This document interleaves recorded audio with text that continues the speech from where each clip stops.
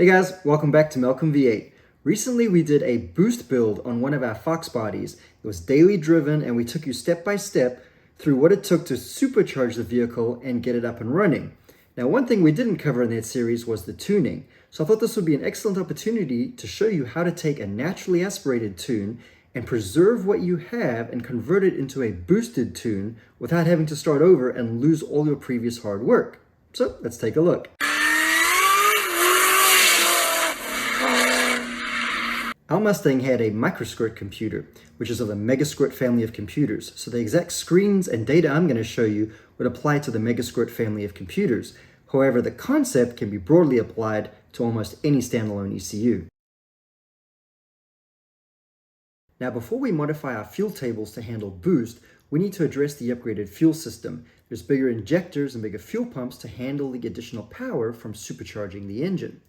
So we need to go in there and preserve our existing base map and tuning within bigger injectors. Let's take a look. All right, here is our base map right here. So we have from 25 kPa up to 100, which would be about 22, 23 inches of vacuum, somewhere around there, up to atmospheric pressure. And you can see how RPM goes across here. So we have, idle somewhere around here, depending on the cams in the car. And wide open throttle will be up top here. And then, of course, everything in between. So this is our main base fuel table that the engine's running on. Then you have a lot of other fueling items that you've configured, like your priming poles, cranking poles, after start enrichments, the taper, warm-up enrichments. There's going to be acceleration enrichments. All of this is previous fuel work you've done you'd like to keep. So we can go over to our fuel settings, and there's injector dead time. Now bear in mind, the reason this is so simplistic here is because we're using a Microsquirt. If you have, say, an MS3, you're going to get presented with a whole screen full of data, and you're actually even going to have a whole lot of menu options here all related to fuel settings.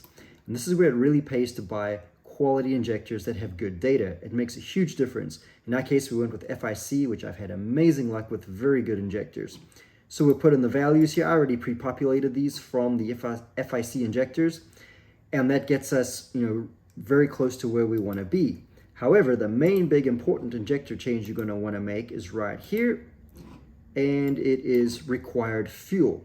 Now, required fuel in the MeqaSquirt ECUs, the best way I think I can explain it is it's kind of a fuel constant related to the size of the injectors. I think if you read the help, the actual definition is that is the milliseconds that the injector is open at the maximum of your VE table for your capacity of engine.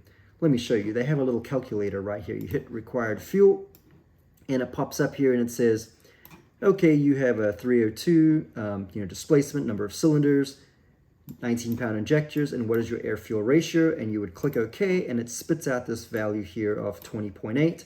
That's my required fuel value, and I have this many milliseconds my injectors would be open. Now, I've upgraded to 42-pound injectors, so we'll put that in. And you'll see that 20.8, when I hit OK, it drops down to a much smaller number, 9.4. And you can see this milliseconds is a lot smaller. And that's saying because the bigger injector would have to have a much smaller milliseconds to feed the same amount of fuel. Is it kind of making sense now? A bigger injector would need less of the injector to give you the same amount of fuel. As your injector went smaller, you would need more of the injector. So let's take a look at this again. Now I know this value should actually be 9.3, and that is because if we get more accurate and we go into CCs, specifically we had a 445 cc injector and 9.3. And again, this is where it pays to have good quality injectors with good data, because now what happens is it's adjusted the required fuel value to where this base map is now valid with these same exact numbers, and it doesn't need to be changed. Now you might find a few cells here and there that need a little bit of massaging to get them back, but overall, ours was practically spot on. It's real impressive and real nice. And if you need to, you can come in here and tweak this required fuel just a little bit up or down based on your injectors to keep all your other tables in sync. In our case, we stuck with the exact 9.3 that it calculated, and it worked beautiful. And our prior injectors were OEM injectors with OEM data, so that was also very accurate. And so moving from one accurate injector to another really, really helps. And in our case, all these other things, the priming pulse, cranking pulse, all of these things were very, very close. Some of them required minor tweaking, and that's to be expected because although It's not I mean, it is kind of an exact science, but the reality is there's going to be small imperfections, but it was super close. All right, with that upgraded fuel system taken care of, now let's look at modifying our base map to handle boost. So we're going to go into our VE table, and as mentioned before, we go from 25 to 100 kPa. One thing we could do is hit right here, and we could rescale this table and adjust it for boost. So instead of 100 kPa up top here, we could throw in, say, 175, which is give or take, I think, around 14 pounds of boost. We're expecting 10 to 12 on that engine when we did the upgrade. So this is likely something we could have done. We could, put 150, 135, and so forth, and worked our way down here until we kind of smoothed out a transition getting down to vacuum. And now when you actually hit apply over here, it will interpolate those numbers and kind of give you a somewhat workable table of your old tuning, but with additional headroom to add some boost. Now, if I was starting out from scratch, that's probably a way I would go. But in this case, we're trying to preserve what we did. And we're trying to preserve our resolution. So I'm just going to close that out. And I'm deciding, you know what? I kind of like this full resolution, and this table is dialed in great. I want to leave it alone. So let's take a look. Under fuel settings, you can see there's grayed out option here for other VE tables. So what we can do is we can go over here and we can choose the table switching control. Go inside and notice it says fuel table switching. I can turn that to on. And it says, what is your switch source? In other words, when do you want to switch tables? And you have a couple options. I'm going to say based on kPa, when map gets greater than 100. So let's say, okay. So now this base table of driving in NA is untouched, just as it was. But when we go in here, you can now see we have an option for an additional fuel table. So we'll go ahead and open that up. And if you take a look, we now have, well, it's randomly populated 20 to 150, and it's got an RPM range, and let's take a look. Yeah, it's, something. So the first thing we're going to want to do is populate this the way we would want to use it. So I'm going to put up there, like I said, about 175. And the RPM range here as well, I would match down here. Now that's kind of up to you how you want to do the RPM. You could say, well, on a centrifugal car, you're never going to see boost below, say, 2,000 RPM. So you want to start there at 2,000 and work your way up and have a higher resolution. We change around combos so much on the cars here. I wanted to keep the RPMs the same and just have the full scale of RPM available to me. So that's what I did. Okay, I went ahead and updated these 175 down to 100, and I got my RPMs in here. And you can just copy and paste into these, by the way. It makes it real quick if you have it in a spreadsheet or something like that. Then I'm going to hit apply over here and close. And you can see it changed it.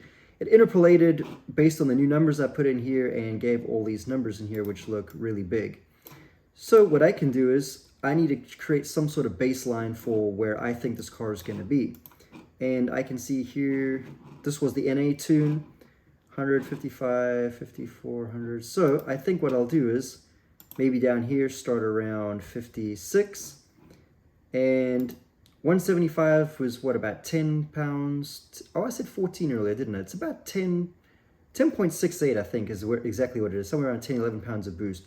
So let's say, I don't know, would be about maybe at 110. Throw 10% on, 10 pounds of boost. So, I don't know, somewhere around here. Now, it's a pretty neat function you can use here. So if you pull that down, I'm wanting to go between 56 and 72 over here. And look at these. These interpolate vertically, horizontally, however you want to do it. So if I hit that, see how it lined those numbers up in succession from the two numbers I had. And let's see down the bottom here. Oh, well, we're about, I guess, at about 100 based on here, coming off the top, switching tables into boost.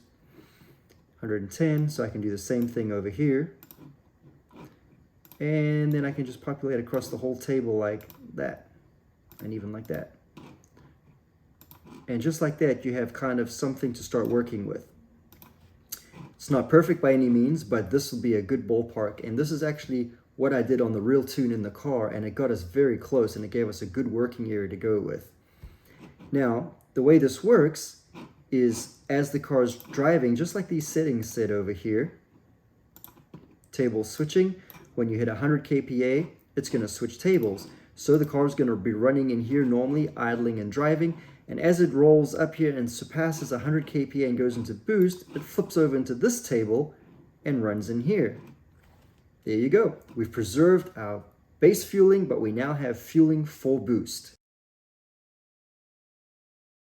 All right, next, let's take a look at our spark ignition timing. Very important on a boosted engine. So we have our ignition table over here, which has been pre-set up with a lot of work. Everything from idle, part throttle, wide open throttle. It is a modified engine. It's got a cam, heads, and so forth. So some time has been spent getting spark in there for good drivability and good power.